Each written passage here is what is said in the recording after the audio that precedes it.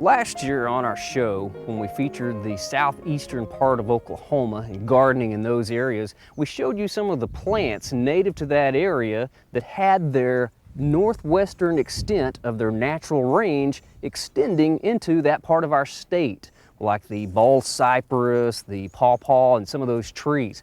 Well, down here in the southwestern part of Oklahoma, the same thing is true for some plants that are native to the southwestern part of the United States. Right here we have the little walnut, or river walnut as it's sometimes called, because it does grow near streams and rivers in the southwestern part of the United States.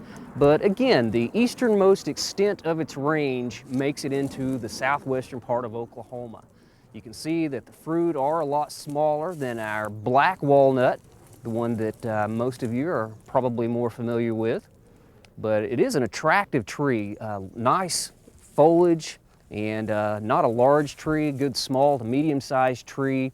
The river walnut or small walnut, a great small to medium-sized tree, sometimes available from specialty nurseries.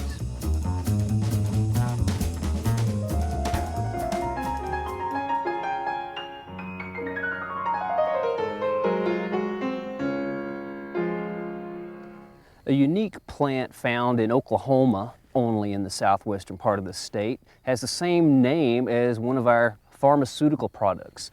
This is Ephedra. We have our very own native Ephedra shrub growing in the southwestern part of our state.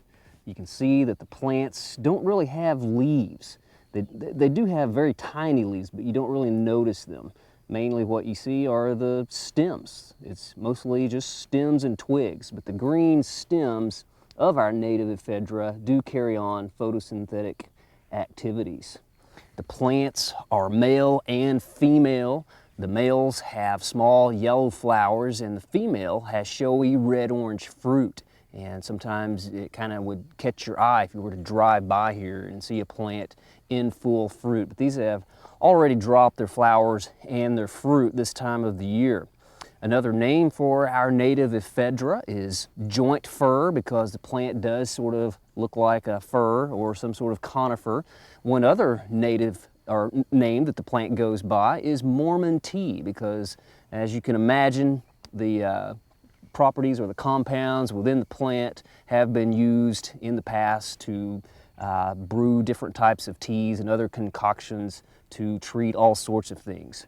But Ephedra, a plant that the compounds have been in the news a lot lately. We hear a lot about Ephedra and just the things and sometimes the problems that it can cause. So really interesting that we have one of these down here in our state.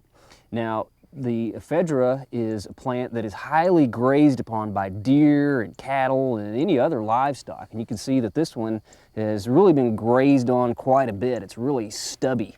And the plant is sort of protected here by this barbed wire fence in the back, and this small little hackberry that's come up also gives it protection. But if you look right here, we have a native cactus that's coming up through the plant also. So if the deer bump into that, they're probably not going to want to feed for a very long time.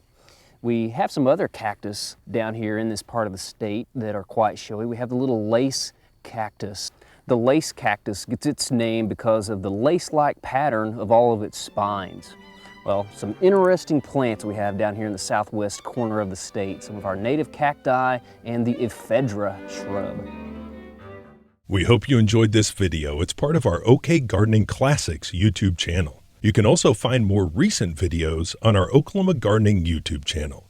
And join us on social media for great gardening tips, photos, and discussion.